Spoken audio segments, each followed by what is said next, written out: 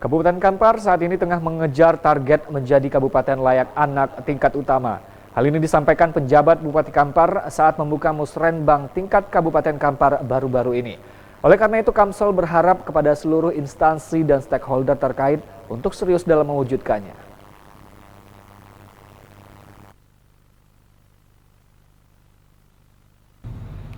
Setelah 2 tahun berturut-turut, Kabupaten Kampar menerima anugerah Kabupaten Kota Layak Anak dengan kategori Madya dari Kementerian Pemberdayaan Perempuan dan Perlindungan Anak Republik Indonesia.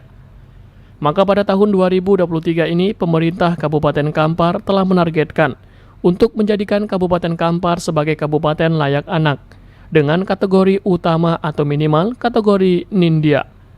Hal ini selayaknya didapatkan Kabupaten Kampar karena saat ini Kabupaten Kampar terus berbenah diri dalam mewujudkannya. Hal ini disampaikan penjabat Bupati Kampar saat membuka musrenbang tingkat Kabupaten Kampar yang dilaksanakan di Aula Rumah Dinas Bupati Kampar, Bangkinang baru-baru ini. Kamsol dalam penyampaiannya menyebutkan ia telah meminta seluruh dinas terkait, di antaranya Dinas DPPKB P3A dan stakeholder lainnya untuk menganggarkan berbagai program untuk mewujudkan Kabupaten Kampar menjadi Kabupaten Layak Anak kategori utama atau minimal Nindya. Kamsol berkeinginan agar anak-anak Kabupaten Kampar terpenuhi hak-haknya seperti hak untuk hidup, tumbuh, dan berkembang serta mendapatkan perlindungan dari tindakan kekerasan, diskriminasi, serta perlakuan salah lainnya.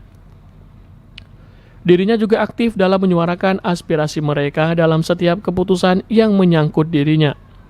Dirinya juga berharap agar anak-anak Kabupaten Kampar mampu berpartisipasi aktif dalam menyuarakan aspirasi mereka dalam setiap keputusan yang menyangkut dirinya.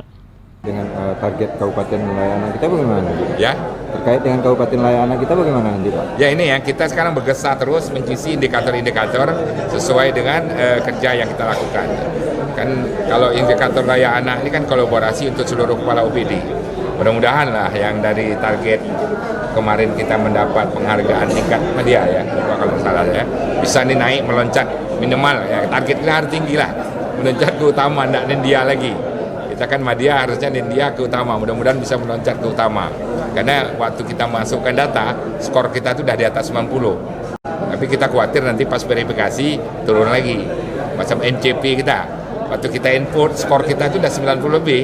Tapi ada verifikasi ulang, sehingga ada data kurangan tambahan, kita tidak mampu ngejar lagi, tetap turun sedikit gitu. Tapi walaupun turun sedikit, tetap jadi tinggi. Namun dari kegiatan lainnya, tetap kita fokus kepada pelayanan dasar, seperti pendidikan, kesehatan, dan ekonomi, ya kan? Ekonomi, infrastruktur dasar yang bisa menunjang nilai ekonomi itu sendiri. Karena itu sangat penting juga untuk menjaga stabilitas pembangunan yang ada. Dan itu juga target utama bagaimana menurunkan kemiskinan ekstrim, termasuk juga dalam rangka pencegahan stunting. Stunting bisa tuntas ke bawah, tapi jangan muncul lagi, ya, itu yang menjadi penting. Ini kan nih yang kalau udah lahir kita bisa hilang nih. Nanti ibu hamil, nanti yang menjadi paling penting. Jadi fokus kita kepada kesehatan ibu hamil sekaligus juga menyelesaikan sisa anak yang ada. Ini makin turun. Tapi saya dapat ibu hamil makin bertambah banyak.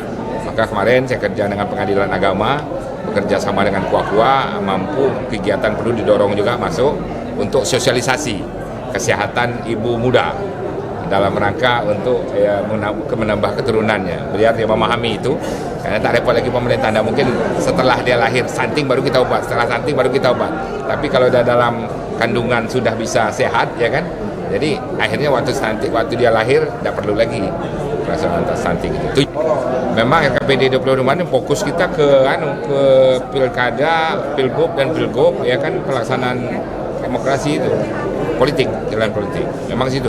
Karena itu menjadi anggaran juga cukup besar kebutuhannya.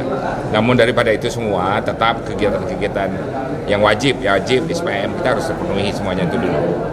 Nanti baru kita bahas bersama KPU Bawaslu bagaimana untuk dalam mendukung kegiatan program ini, karena itu menjadi tanggung jawab kabupaten kota, tanggung jawab provinsi kan.